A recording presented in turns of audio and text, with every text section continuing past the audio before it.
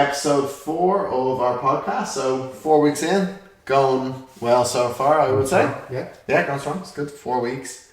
I think sometimes maybe even getting that first one out of the way, you gotta have the lead up to it, get the first one done, and then before you know it, you're flying at your 4, 5, 6 weeks in, and to our initial goal. What about 20 podcasts? Yeah. That's the initial goal. Yeah. How's things? Good. I think I mentioned last week that kind of entering a busy period of the year. Yeah. So I'm a bit all over the place, I would say, but still trying to keep things like we talk about, consistency, scheduling, all of those. But I really am noticing myself looking at my weeks now, trying to fit everything in. And again, very much not imperfect, the enemy good, but just trying to tick the box in a lot of senses and just know that once we get through this little hump of the next few weeks, everything will slot back in. Yeah, I'm being okay with that. Yeah, definitely. No, you can see it, and we know we've had conversations about it off camera, obviously, where you're starting to feel that. And I have this with you at times. I'll just be like, here, listen, I'm really just feeling overwhelmed by stuff. Is the easiest way to put it. Is there's just so much going on from every which side that it could be, and then what can be worse sometimes is then when you feel like you're not even moving forward. Yeah. And it's hard in that situation. That makes it even harder. And that's just those plateaus, but we all go through them. Totally. Because I work well with goals or with something to work towards, and at the moment, what I'm working towards is just being okay with like average. Yeah. And just in terms of like getting it in, getting my sessions in, trying to find a bit of balance to life, trying to get things done before I get a bit of a break. It's just, it's not optimal, I'd say. No. It goes back as well to our don't let perfect be the enemy of good, and it's standing true to us in loads of things, and it's really holding us accountable in many senses instead of not doing the things and just like caving. It's just about doing them. Yeah. So like I mentioned, last week was my first week off lifting in about 5 months. And obviously with just being unwell, and I said I'm taking this week off. I couldn't have lifted anyway. And the week before was the start of our new program, and we both opened up way too cocky, maybe I'll say is probably the wrong word, but we started too heavy. Yeah. We had front squats with pauses, we had deadlifts, all these things where we're like, we just overestimated. Yeah. And now this week, coming back into it after being sick last week, I also decided I'm stripping it back a bit, because I need to give myself the breathing room to get through it, move into next week and have a good week next week and finish off the program. And it's just the nature of the beast. Like one program that didn't go perfectly planned. So what? Exactly. It's interesting though, because the program at the moment is tough. Yeah, it's really tough. We started too heavy on certain movements, but you still get through it. And you still do, but it's a fine balance. Cut the footage of you before your session yesterday, sitting on the ground, having words with yourself about your entire life, purely because of the lifting session to come. Front squats with a pause at the bottom were just, they came from hell. They did, they absolutely did. Pair them with some heavy chin-ups as well is delightful. Yeah. So, but it kind of goes to play with your whole life nearly at the moment, the way things are. It's like all coming down. You have a week holiday coming up, and that's kind of like something that you should be looking forward to, but now it's kind of putting extra pressure on you because each of our weeks are quite busy. You're trying to front load stuff to get it done, and your mind is not able to focus on anything in particular. And it was like I said to you when we had our conversation on Monday, like, I'll just cut back for 1 second as well, is you're now for the first time really in your life working for yourself entirely. You were working in a place that you would constantly have deadlines, constantly have things to be done, and it was very specific, actionable goals. Now you're able to create them yourself. So you're opening up to your week on a Monday, and what you said is, I know I have loads to get done, but I don't know what needs doing, in that weird sense. And I said, like, look, go home and including your personal life, including everything, write out that to-do list. It's so good not to get overwhelmed by it. Get it on paper, prioritize it, and realize that probably, a good 50% of them aren't life or death. Sorry, none of them are life or death. That's the key. 50% of them don't even really matter, and the other 50% you can now start trucking through. Yeah. And that's what you did. And you were telling me you felt quite a lot better because of it. Yeah, definitely. And with that week off coming up, there's just so much to get done, because again, it's this world of, just because you're off for a week doesn't mean stuff doesn't need to get done. So it's almost like you're trying to front load work to allow yourself a week off, and then also knowing that when you come back there'll be more work to do. So there's that thing, and I would struggle to switch off on holidays at the best of times. So I'm trying to be conscious of not just dragging myself to the finish line and then using a week off to try just get myself back to baseline. Yeah, 100%. So, but it just, with the way everything is landing at the moment, it just feels like that is what I'm doing. I'm just putting a lot of resistance into everything. But again, it's a learning experience, because you said before, coming from a world of deadlines and just being able to say I'm going on holidays for a week and someone can cover it and all that sort of stuff. It's a different mindset, because you can be ambitious at times and you're trying to push yourself, but there's no one there to really hold you back.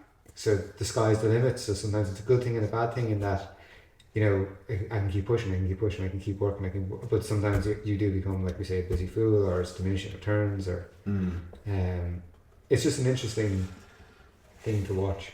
Yeah, it's life really, and it's something, I guess, the working for myself, it's been years now, like it's like probably over a decade at least since I worked for someone else. I was living in New York, just working in a bar, having that period of my life, and I hated that. I was saying recently there, like I was only maybe yesterday or the day before, I think it was to my mum, I was like, I could never, it was my mum, it was yesterday, she got back from America, and I have 3 brothers, and all of us work for ourselves.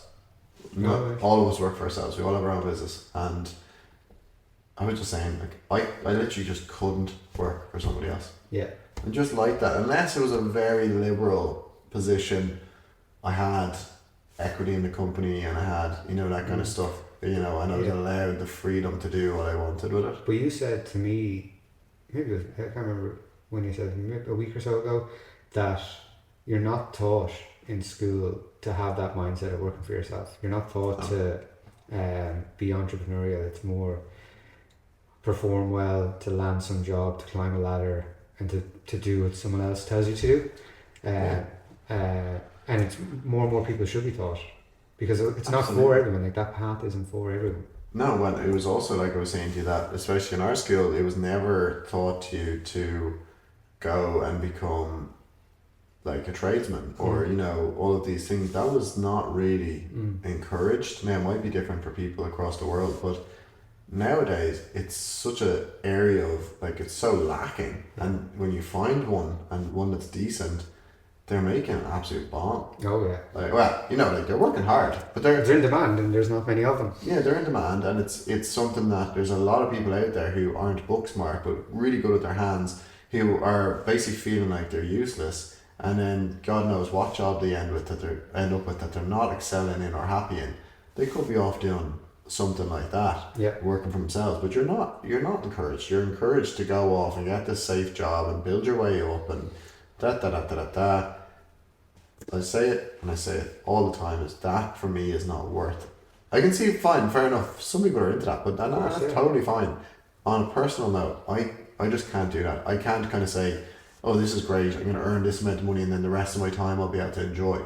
Like, if I'm not enjoying my job, it really, really affects me. Exactly, but some people do enjoy that and absolutely fine. And again, but some people don't. So yeah, and it's totally fine, each their own. But exactly, it's more that multiple options should be covered in school or when people are younger, is to start following your dreams of actually what is it that you like.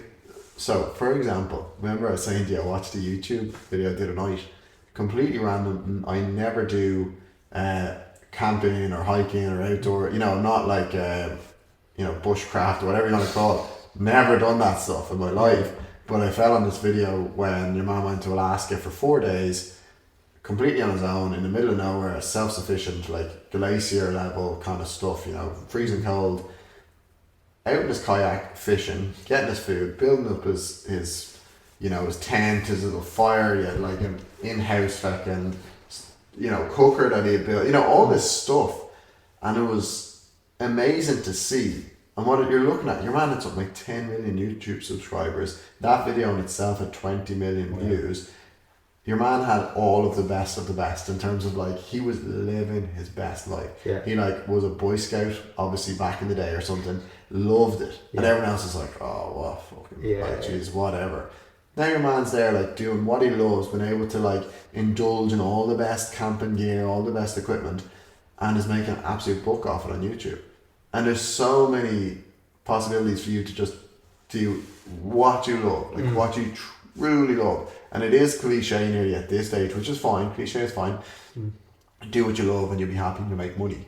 But I think really leaning into doing what you love and, you know, from there creating an income or, you know, making a difference because of that, then you can generate an income and you'll do really well for yourself because you'll be passionate about it. Exactly. We talked about that before, about authenticity and being true to yourself, and people can sense that, and that attracts people. And yeah, definitely. There was something there about that. Something about the...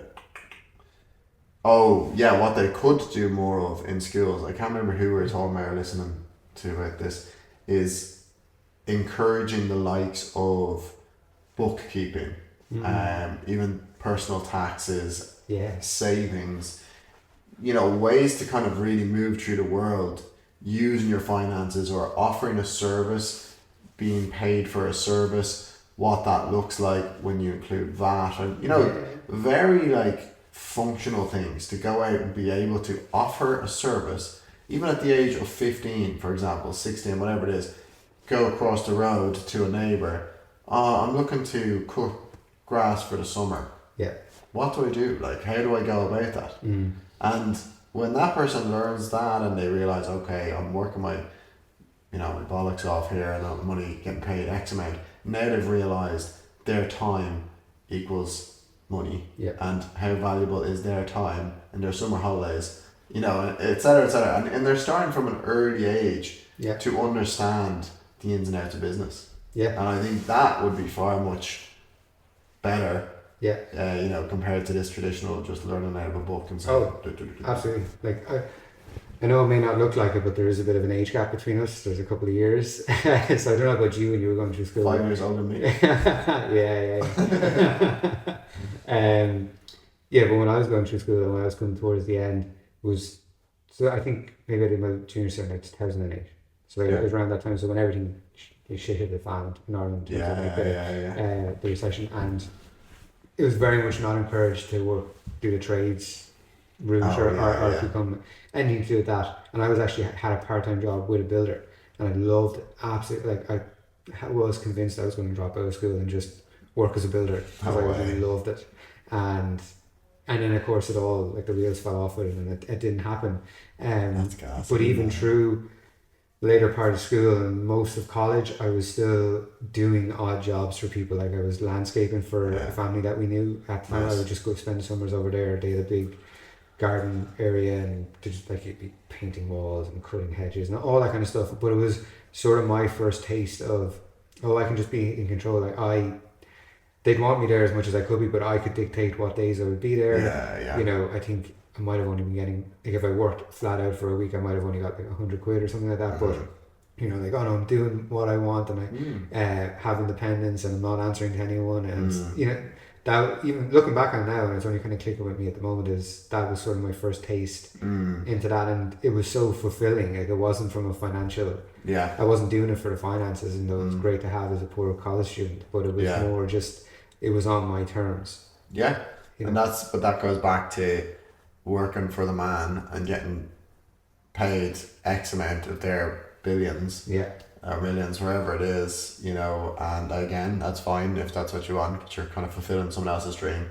Obviously you can have your own dreams within that, but for me, the value of, like, my time and earning, let's say, less than this person here, the trade-off is isn't no value in it for me. Yeah. I way prefer dictating my weeks, having control of what my life looks like around work. That's such an interesting point, because, and we'll get back to jiu-jitsu in a minute, I promise. But because when you're comparing yourself to others, you compare so much when it comes down to finances. Yeah. And you could be so happy and have such balance in your life, and again, you've a good balance where you get to see your family so much, and you do what you enjoy, and you get to be around people. We don't take that into consideration when we're comparing ourselves to others. It always just comes back to, oh, but they have a bigger gaff, or they have a bigger car, or they look like they're earning more money, and it's just so we put so much weight into that one metric, and we don't.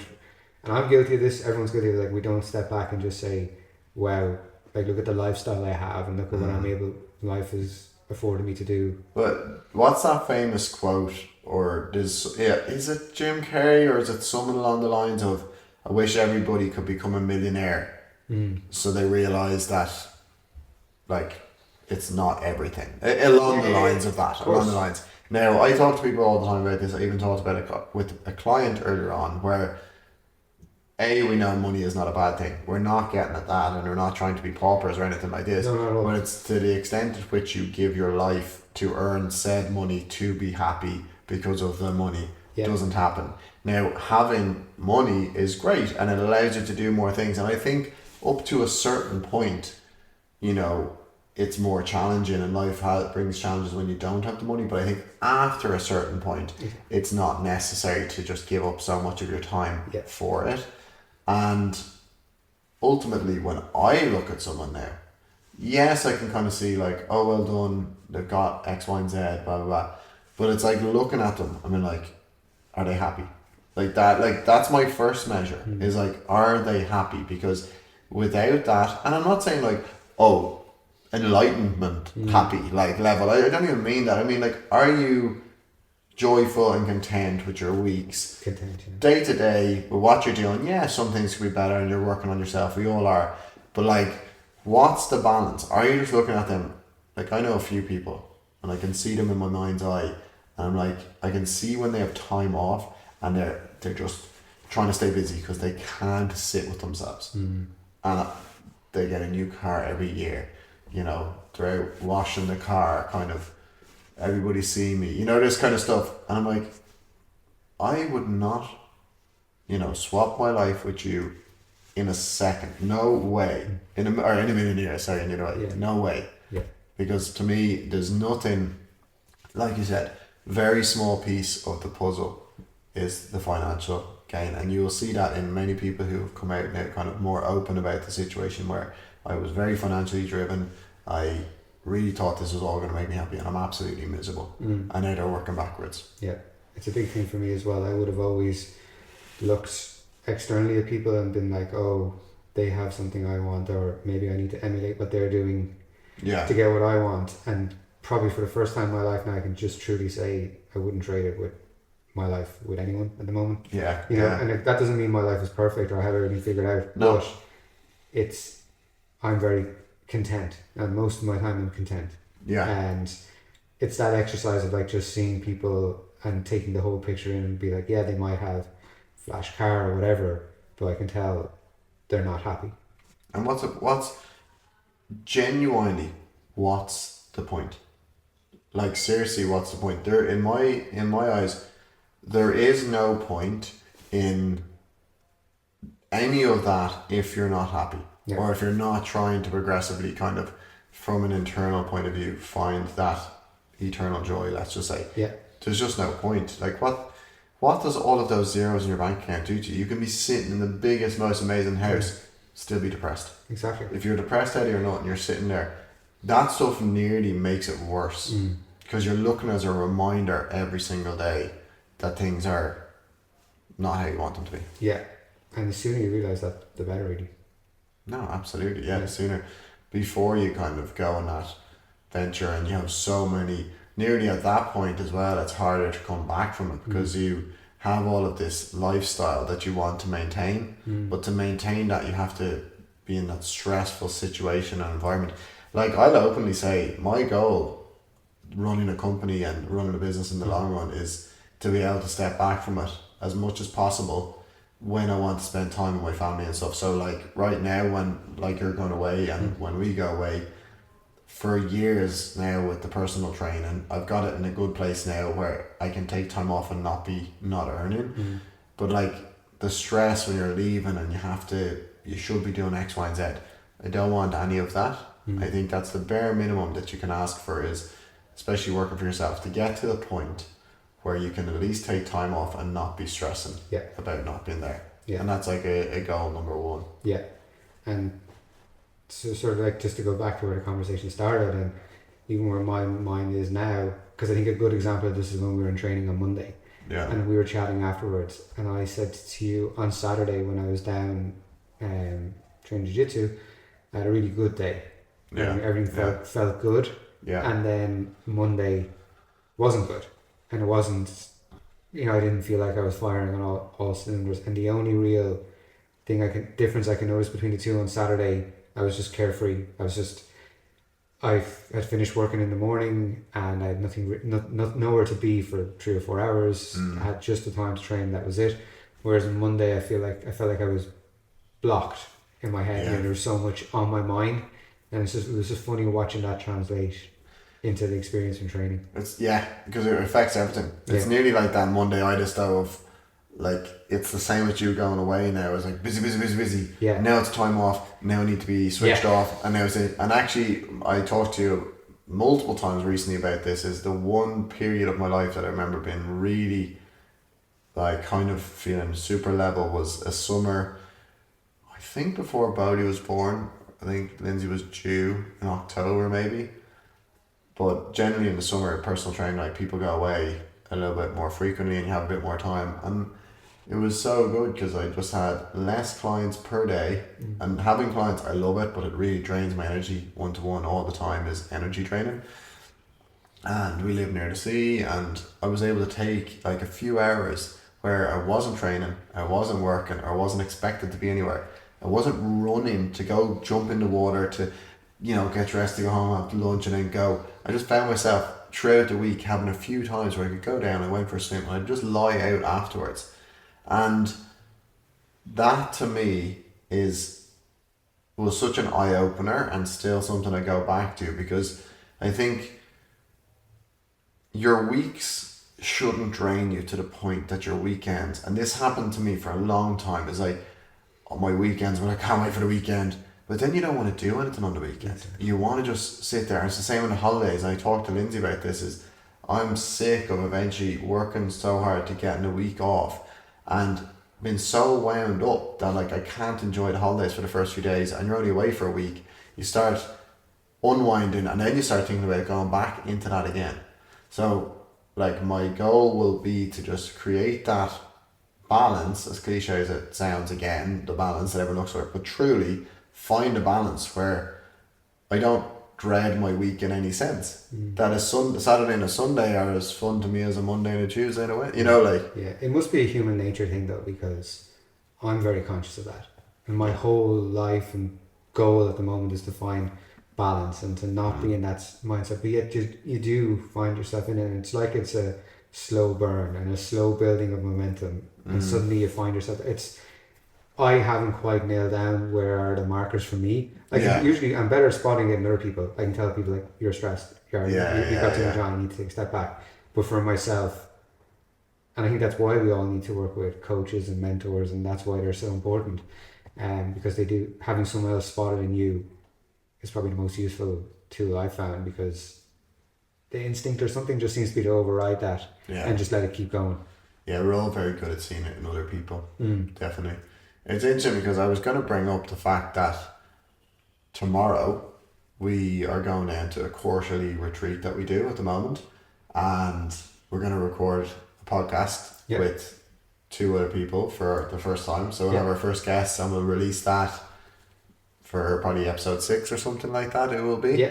And that person to us now, one of them is technically our business mentor now, but we just meet him quarterly, and he does these lovely retreats. Obviously, the first one was over the course of 3 days, 2 nights, and it was getting very clear on, in all areas of your life, we got really clear over the 3 days, like just knuckling down. It's like, what is it we want from life? What steps can we take this year towards it? And then, you know, we did all of that amongst other stuff. And then he decided to do the quarterly ones where we go back for 1 night and 2 days and setting our quarterly goals. And it's so helpful to have someone there or multiple people in the room where you can hash this out and really kind of go, right, I've mulled this over so much. These are the 3 things that I need to focus on this next quarter. And it's so nice to have that coach to kind of, or that soundboard to say, right, here's your focus. This is what's going to bring you the most fulfillment. It's going to push you, but push you in that nice way. And I think having that person to come back to every 3 months, be like, look what I did, is brilliant, because all of a sudden 3 months turns into 6, 6 months turns into 9, and you haven't done anything, and you find yourself, like, I think for you, you're nearly slightly not worried or anxious about what's going to come up, because you're like, oh fuck, but I'm thinking perfect time for Rob. Perfect timing. Exactly. Yeah. Reset, go again. Yeah, exactly. But it's, there is an apprehension there for sure when it comes to these things, because there's an element of vulnerability to it as well, because unless you face those things and like really tackle them, 12 months can go by so quickly and you haven't progressed in any way. 100%. You know, and I've noticed that, and especially with the way the last couple of years have gone, time is just speeding up and years are disappearing so quickly that it does, like, unless you consciously focus and make a change and really face some of those fears or uncertainties or all of those things that we battle, time will just disappear and you won't have progressed or you won't have moved closer to what you want to do. 100%. I'm really loving it, because after I seen the value in it from the last one, because there was a couple of things that I set out my priorities, I was like, are you joking me? You know, kind of like that initial shit the bed moment, and then when, like, they were perfectly set for my bigger goal. You know? Okay, so we just had a little quick visual difficulty, shall we say, but back up and running, and we know where we are. And it was just regarding to breaking down the goals. So there's 3 month kind of the quarters, getting your goals for them, and they may seem a little bit daunting, but after sitting down at the start of the year and writing out all of our goals, and that could be personal, business, jiu-jitsu, it could be anything, but you need to, and you're always getting us to do this as well, but Paul's really good, the business mentor, at saying, like, what is it that you want up here, and in 12 months, how far, like, what's the goal to get you? And you're like, oh, I don't know if I could get there. He's like, no, put a decent goal for the 12 months, like, put something out there. Now, that seems daunting, and it could be from a jiu-jitsu standpoint. Okay, I want to get my first IMPRUV gold medal. Okay, oh Jesus, I don't know if I could do that. Like, I don't know. Right, 12 months time, I want to get there. Now, first 3 months, what are we going to do? Okay, well, I'm going to make sure on my list, like, above all else, is consistency. So I'm going to be as consistent as I've ever been in my jiu-jitsu and my lifting. And I'm going to just focus on some recovery and technique watching. Something like that. Okay, that's my first 3 months.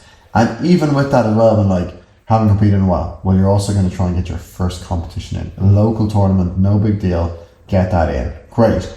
Go back after the first quarter. Right. What is it this month? Because that doesn't seem too daunting, to be consistent in your training and to sign up for a tournament. It's not too daunting. Okay. But it's daunting enough that it makes you take action. And like you were saying, is if you didn't do that, all of a sudden you're like nearly 12 months up and like, oh, I might do my first competition and like, I hope we get gold in this, and it doesn't work like that. Okay, next quarter, what are we going to do? We're going to do our first IBJJF tournament.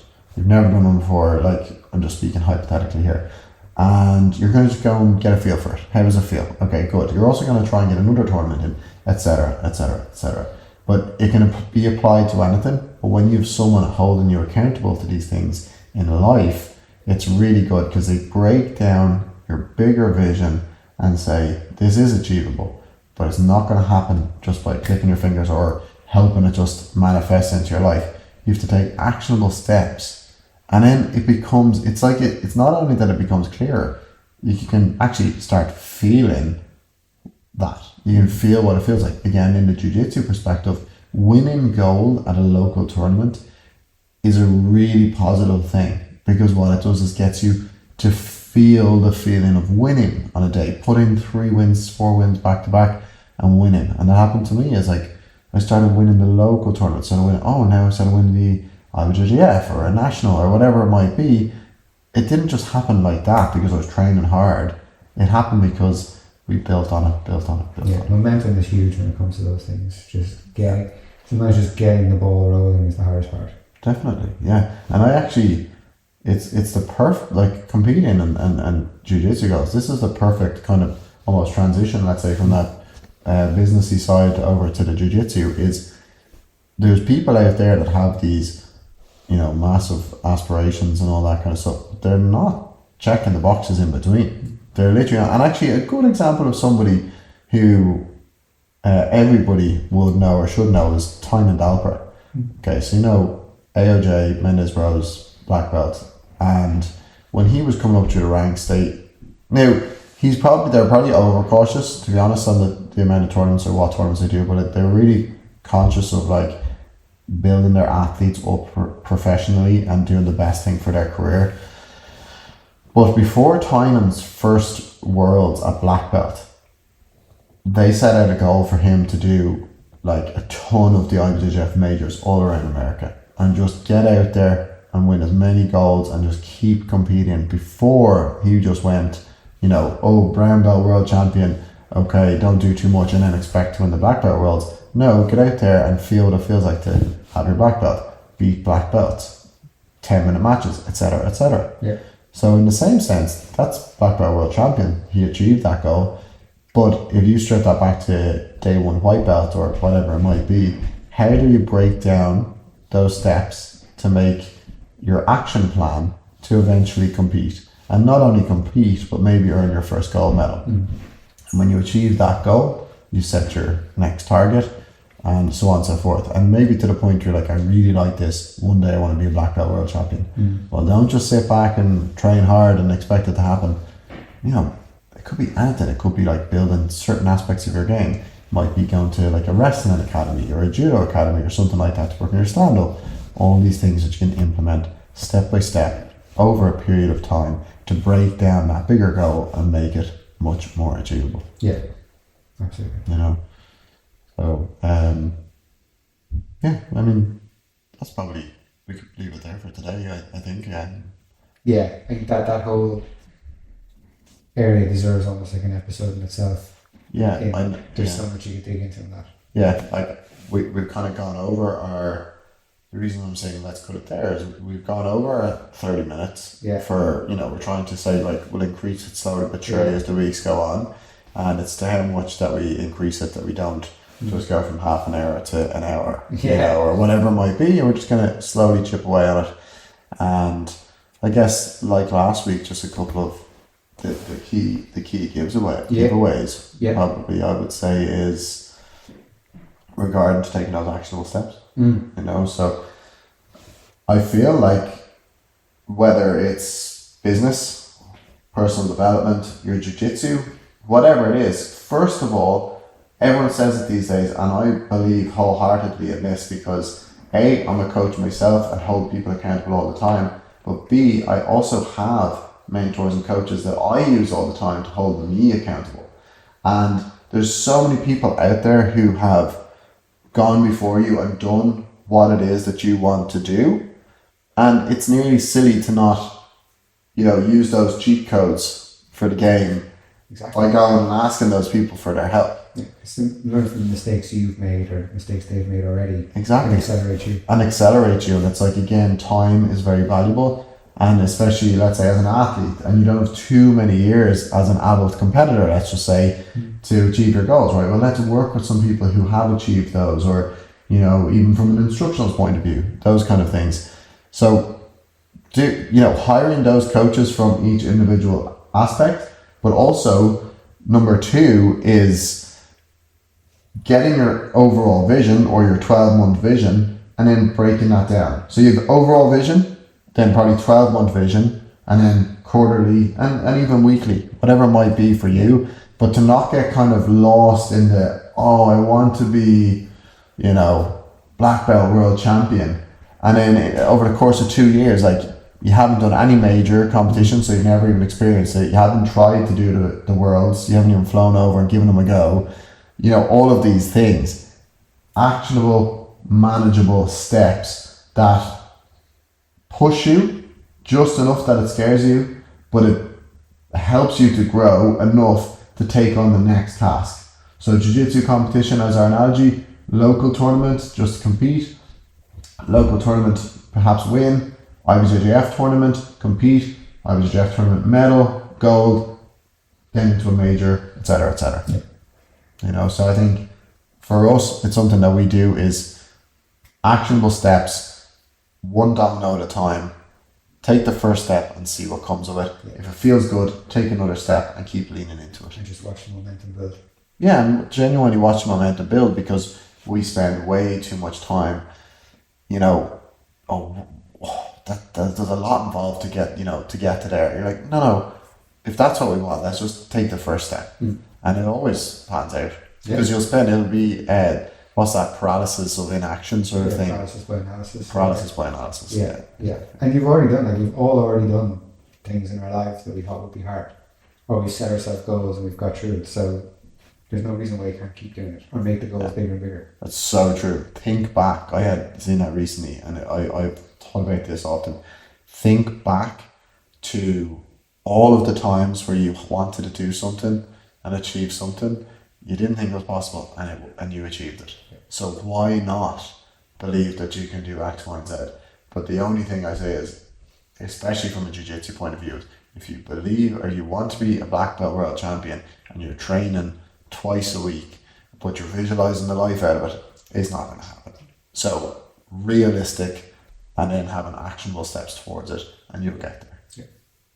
That's it. Great. So another week of the podcast done. Like I said, we're heading off to our retreat now tomorrow to focus on our own goals for the next 3 months. So God knows what IMPRUV, the direction of IMPRUV for the next 3 months will be, but we'll soon find out. Yeah. Which is exciting in and of itself. And we'll do our podcast next week, and then probably release the podcast with our first 2 guests on it the following week while Rob's away. It'll be perfect timing. And other than that, have a good week of training, and we'll speak to you again next week. Nice.